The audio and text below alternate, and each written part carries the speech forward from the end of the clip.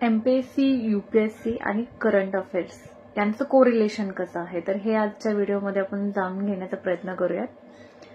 इकॉनॉमिक्समध्ये एक कॉन्सेप्ट आहे, तर त्याला आपण म्हणतो कॉबवेब फिनॉमिना. तर हा कॉबवेब फिनॉमिना काय आहे? तुम्ही मार्केटमध्ये पाहिलं असेल की आपल्या रोजच्या खाण्यापिण्यामध्ये ज्या गोष्टी असतात, लाईक फूड असेल, तर फूडमध्ये युजली प्रत्येक घरामध्ये लागणारी गोष्ट जी आहे ते म्हणजे ओनियन आहे, पोटॅटो आहे, टोमॅटो आहे, बरोबर ना.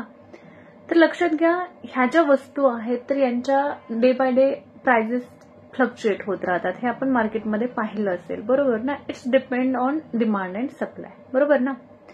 तर कॉबवेब फिनॉमिना काय आहे, तर तुम्ही पाहिलं असेल की जेव्हा मार्केटमध्ये ओनियनचे प्राइसेस वाढतात, फॉर एक्झाम्पल ओनियन्सच्या प्राइसेस वाढल्या तर फार्मर काय करतात, त्याचं प्रोडक्शन वाढवतात.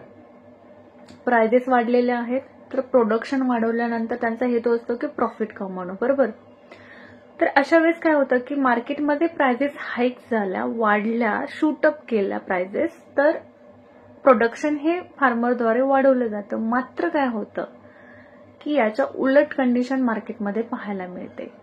सर्वच लोकांनी ओनियन लावल्यानंतर किंवा त्याचा सप्लाय जास्त झाल्यामुळे काय होतं, अचानक प्राइसेस मार्केटमध्ये क्रॅश होतात, पडतात, बरोबर ना. मग तुम्हाला असे कंडिशन पाहायला मिळतील की रस्त्यावरती बऱ्याच वेळा टोमॅटो फेकलेला आहे, ओनियन फेकलेला आहे, बरोबर ना.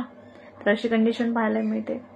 सेम फॉर द यूपीएससी आणि एमपीएससी करंट अफेअर्स, ठीक आहे ना. एक्झॅक्टली लागू होत नाही, मात्र थोडंफार कोरिलेशन आहे. कसं, आपण हे सायकोलॉजिकल वेने पाहतो, एक सायकोलॉजिकल टर्म जे आहे तर त्या अँगलने आपण या गोष्टीकडे पाहत आहोत. या पद्धतीने आपण हे कॉन्सेप्ट लागू करतो इथे. तर इथेही असंच आहे. लक्षात घ्या की एखाद्या वर्षी एमपीएससीने किंवा यूपीएससीने करंट अफेअर्स वरती जास्त प्रश्न विचारले तर स्टुडंट काय करायला लागतात की करंट अफेअर्स वरतीच जास्त फोकस करतात, म्हणजे ठीक आहे ना. तर स्टॅटिक पार्ट हा राहून जातो मग त्याच्यामुळे. तर इथे असं करायचं नाहीये, तुम्ही लक्षात घ्या. तर करंट अफेअर्स आणि स्टॅटिक पार्ट या दोन्हीलाही तुम्ही इक्वल महत्व द्यायचं आहे. समजा जर एखाद्या वर्षी करंट अफेअर्सवरती जास्त प्रश्न विचारलेले आहेत तर तुम्ही लगेच काय करायला लागता की करंट अफेअर्सचाच फक्त अभ्यास करता किंवा त्याला जास्त महत्व द्यायला लागतं. बट नो, इथे असं करायचं नाहीये.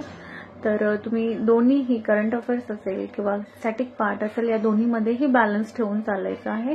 तर मग अचानक असे धक्के नाही बसणार की ठीक आहे मग करंट अफेअर्सवरती प्रश्नच नाही आले त्यामुळे माझी एक्झाम नाही निघाली. सो अशा आपण एस्केप रूट नाही शोधत, बरोबर. तर हे लक्षात ठेवायचं आहे आणि दोन्हीही गोष्टींना इक्वल वेटेज द्या, इक्वल महत्व द्या आणि त्यानुसार अभ्यासाला जे आहे ते तुम्ही सुरुवात करा.